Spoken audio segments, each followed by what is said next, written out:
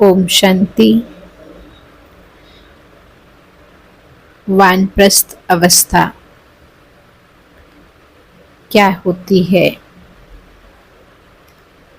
वानप्रस्थ अवस्था के दुनियावी अर्थ को अगर हम समझें तो ऐसा समय जब मनुष्य को अंदर में आता है कि हमारे शरीर का अभी अंतिम समय नज़दीक है।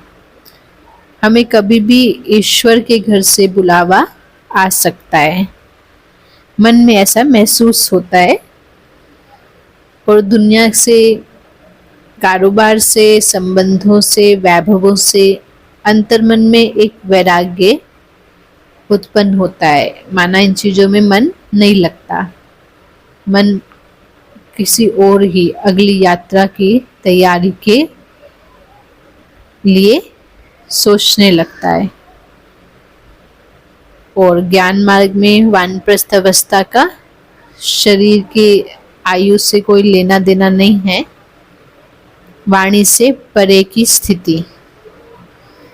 जितना हम योग अभ्यास करेंगे, हमें शब्दों में आने की इच्छा नहीं होती है।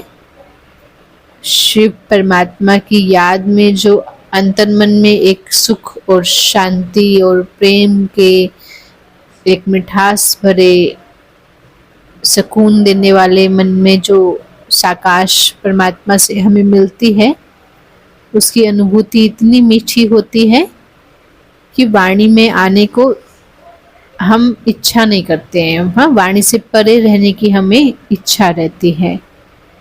तो वो हर एक के अपने अपने पुरुषार्थ पर निर्भर है।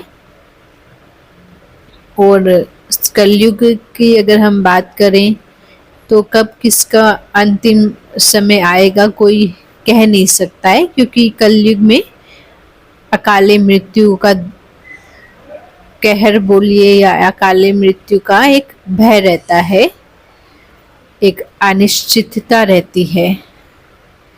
तो हर एक को बाबा भी समझाते हैं अपने को क्या समझना चाहिए। हम क्या हैं? वानप्रस्थी हैं। वानप्रस्थी मतलब जिसका अब इस दुनिया से लंगर उठ चुका हो, जिसको अब इस दुनिया से जाना है और उस जाने के लिए उसको क्या क्या तैयारी करनी है, इस पर बुद्धि चले।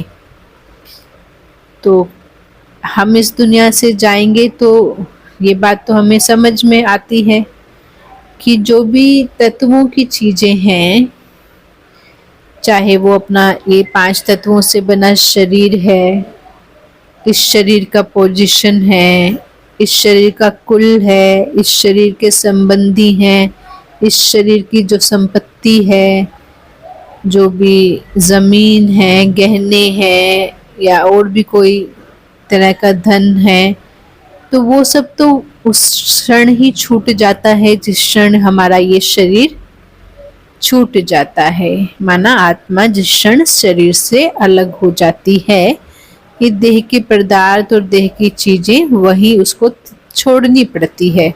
चाहे तो खुशी से छोड़े, चाहे दुख से छोड़े, चाहे तो इस बात को पहले ही समझ जाए कि हमको तो ये छोड़ना है, यहीं पर ही छोड़ना है।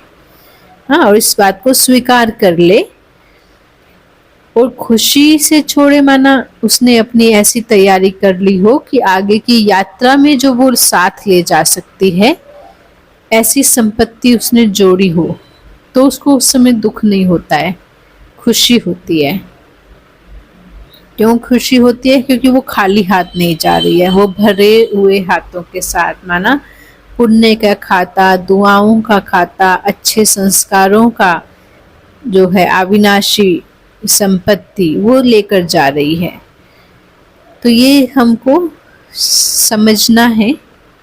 और अपने जो भी दैनिक कार्य करते हैं, परिवार की जिम्मेदारी निभाते हैं, बिजनेस संभालते हैं, नौकरी करते, पढ़ाई पढ़ते, जो भी जो जहाँ पर भी है, गृहस्थ में है, महिला है, पुरुष है, बच्चा है या वृद्ध है, हर एक को ये बात समझते हुए दोनों तरह की अपनी पूंजी पर ध्यान देना चाहिए। एक पूंजी जो हमारे को इस समय चाहिए शरीर में रहते हुए, और एक पूंजी जो उसके कहते हैं अविनाशी पूंजी, जो शरीर छूटने पर भी हमारे साथ जाए।